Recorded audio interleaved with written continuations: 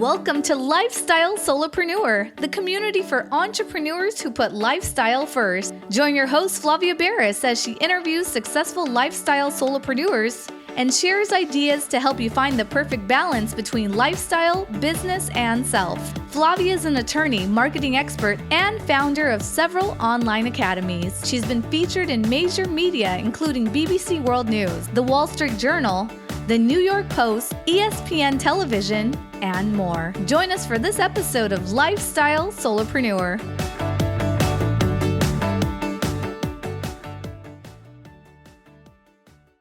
Hey, Lifestyle Solopreneurs. Today we get to speak with Colin C. Campbell. He is a serial entrepreneur. He's the author of Start, Scale, Exit, Repeat.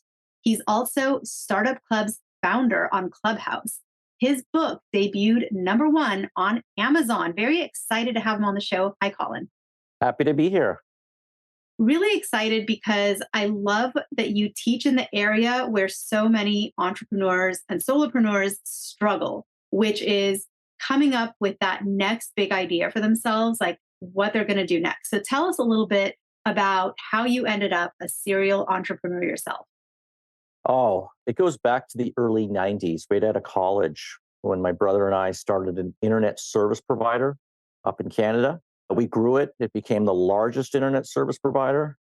And then we also launched a company called Two Cows, it was a software download site. And it also was a domain name company. And we sold that one in 99. And then we launched another company called Hostopia. In the middle of all that, we launched another company called Geeks for Less. And each of these companies grew pretty substantially, and I was able to exit those companies. And in 2008, I actually sold Hostopia to a Fortune 500 company. So I had the opportunity to work at the very top of a Fortune 500 company for 3 years. And it was fascinating, and I learned a lot from that. Following that, we launched another company called .club, and .club is an alternative to .com, .net, .org. And we just kept launching companies. One of the most recent ones is paw.com, PAW.com, which is a dog products company, and was featured on Inc. 5000 3 years in a row. It's the ideas that we came up with at each of these stages, at each of these companies, were based on what I call a paradigm shift or a change in the world. We're actually in one of those unique times in history because of AI. AI will be in the 2020s what the internet was in the 1990s, or broadband in 2000s, or social media in 2010s. We're going to see a massive change, and startups that can embrace AI and use it can really benefit, and it will help scale their companies. You don't have to have a company dedicated to AI. You just have to think about using AI as part of your strategy with respect to your startup. Now, I know I'm jumping around a lot here, but the one thing I wanted to really impart is that a lot of ideas that I've gotten over the years have been based on these paradigm shifts. And sometimes a regulatory shift as well. The government can change legislation. Then there's opportunity for the small businesses to get in and to actually build something before the larger companies enter the market. Larger companies tend to be risk averse. They don't want to come into the market. They would rather buy companies that have succeeded in markets that are exploding versus try to create a new startup right out of the gate. And that's typically been the case. I found that out by working for a Fortune 500 company. I mean, that's what I really learned, that they are risk averse. So I'm starting to see a pattern in sort of what you've done to date, which is you really do come up with great ideas and then launch them and then grow them, but then you hand them off, right? You sell them and you're no longer involved. Is this your passion then, starting new businesses, new ideas? Or where has your passion really focused and shifted? What is your big thing that you wake up every morning excited to do? And maybe it's being an author, because you've now written this book that's launched and is doing phenomenal. I love the title, by the way. Start, Thank you. Exit, Repeat. I mean, it's like what you've done. It's your formula, right? And it's simple and it's the point. So what is your day-to-day like right now? Yes, it is the formula. And what's interesting in the book, too, is we've interviewed over 200 people. About 50 of those interviews actually made the book. And there's some notable individuals like the founder of Reebok, who's 88 years old, and Jane Fonda wore his shoes. And he went from that point from 9 million to $900 million. So there's so many other experts in the book as well, and serial entrepreneurs and authors as well. Yeah, I think my passion really is startups. That's why I founded Startup Club. We have almost 1 million members strong. It's a Clubhouse show. We do shows on the app called Clubhouse. We're starting to go into LinkedIn Live and some other platforms as well.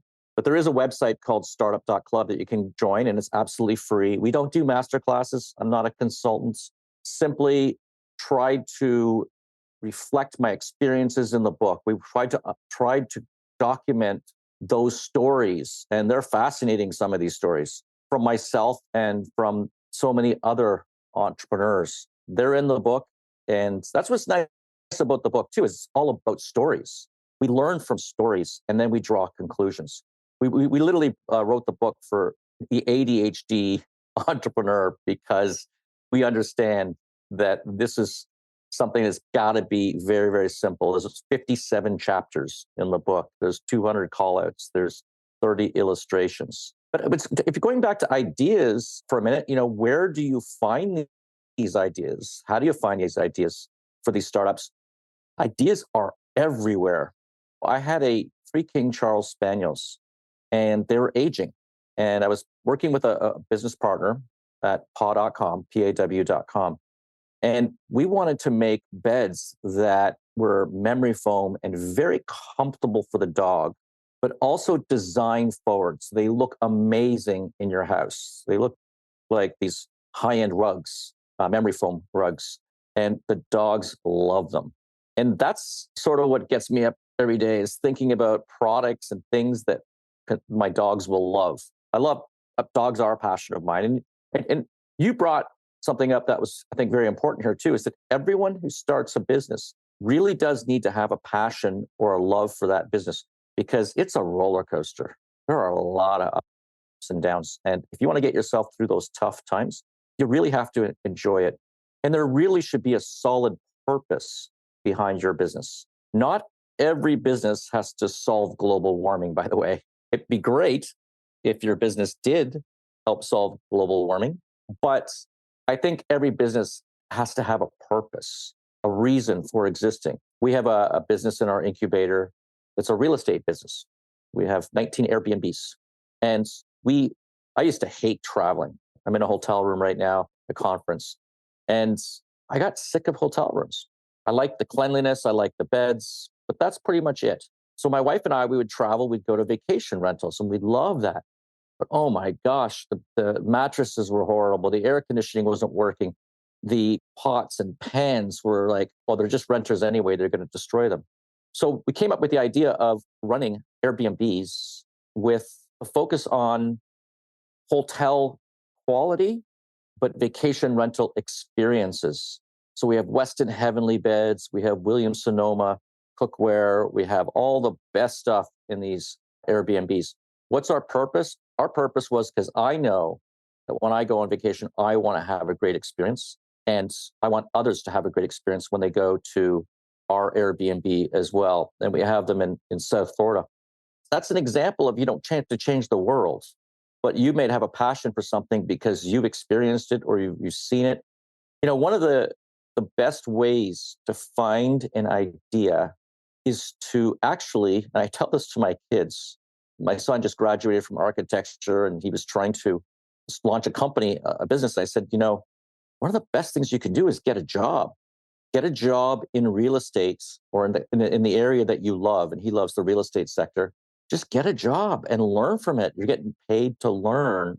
And then you can begin to identify opportunities or bottlenecks in that industry, problems that might exist. And then when you see the opportunity, you can seize that opportunity, sometimes by moonlighting even, before you make a full leap or jump.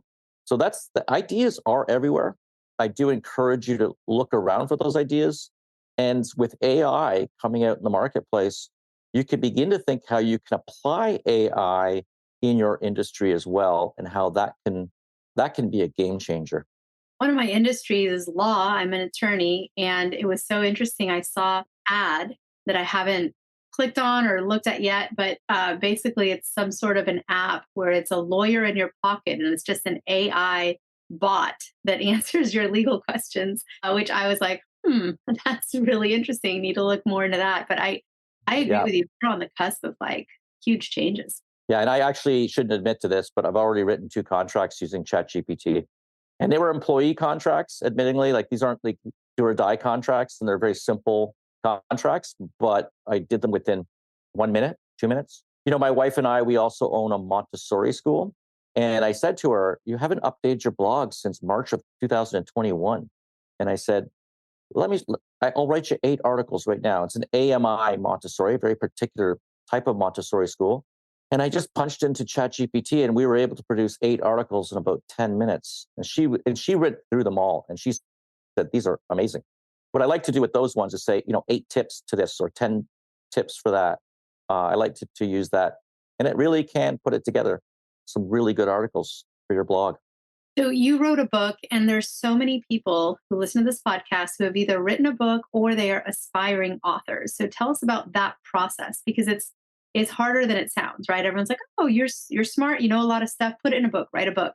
But when you sit down in front of a keyboard or piece of paper, I find that there's a lot of times where people get writer's block, or it's just hard to find the time, especially in a frenetic world where we're just tied to our phones. So, how did you get this book done? And what is your advice to aspiring authors? Well, it was an overnight success. It just took 10 years, literally. I started writing it in 2012. I was invited to MIT to speak to a group of entrepreneurs for the Entrepreneurship Management Program. And I looked at the patterns of success I had in the past and was able to apply that in a lesson, which I began to think about, hey, and it was one of the highest rated sessions. I said, hey, if this could work here, could I document it in a book? And so I spent 10 years on it. When I say that, it was pretty much airplane time. I had traveled all over the world. .club, that domain extension business. We went to about 50 countries. So I literally wrote it on the airplane over the years. And then about 2 years ago, when we launched Startup Club, we have 6 staff members at Startup Club. And we began to devote our time to interviewing other experts and authors. And we actually got up almost 200 interviews done, but about 50 of those are actually in the book. So it was a really extensive process. People are asking me, "Are you going to write another book?" And is that going to happen? And it's possible. We're looking at potentially some books, niche-based books like Start, Scale, Exit, Repeat for e-commerce. Hey, we could partner on this one. Start, Scale, Exit for the solo entrepreneur, right? And no, it's a long process, and it's a lot of work, and we put a lot of effort into launching this book. I'm glad we did it, but it was not, it's not a book that I'm doing to get speaking fees or be consultants or anything like that. It was simply sharing my experiences and the good, by the way, the good and the bad. There are a lot of failure stories in this book, some of my own failures, but also individuals who I interviewed. And it's often very tough to get people to talk about failures. But when you read those failures, you learn a lot from them. You really do understand what not to do in a business as well. And for everyone sitting right now at a job they don't enjoy, they're an employee for someone else's dream, someone else's vision. What would you say to them if they want to break free, start their own thing? What would you say as your advice if you were just having coffee with this person and they were like, I hate my job, I feel trapped, but I don't really see any options for me? What would you say? The first piece of advice I would give to someone is identify opportunities in the marketplace. And you can do that by finding the problems or bottlenecks in a particular industry. When you do that, once you get that idea, it's time to take it to action. Take some actions on it. Register the domain name. Go to the database on the internet. In the United States, it's called TESS, TESS. Search for the trademark database before you pick a name. And then after you've got your name, look at setting up a logo and a mini business plan. We have a 4 sticky note business plan. And this is something that I work with all of my students in the cohorts, and I do cohorts at universities. I work with them to develop a business plan in a half hour. This isn't the one you're going to present to your investors. This is a business, your own personal business plan. We call it the 4 sticky note business plan. We talk first about the story. What is it? What is the purpose? What is your potential X factor? Your age gate. What is a point in time when you can say, I will deliver X result, or else I'll pivot or kill it? And then you look at the second sticky note, you're going to talk about the people you need to get to that stage gate. The third is the money you need to get to that stage gate. And don't underestimate that, because 82% of all startup failures are because they don't have enough money to get to a certain point in time. Okay? It can be a great idea. You can have great people. You can have great systems, but if you don't have the money, then you're not going to make it to that certain point in time. And the last sticky note is about systems. And I encourage anyone setting out is to try to think about their KPIs. What are the numbers that investors are going to want to look at? Or what are the numbers that you can follow so that you're making progress? This is like the radar on an airplane. Without KPIs, you have no idea where you're going. So you might have a KPI of cost of acquisition or lifetime value of a customer. And I go into detail in the book about all these kinds of things you can do once you get an idea, is taking them to action. What can you do to get this idea out of the gate? And I'll leave you with this last story.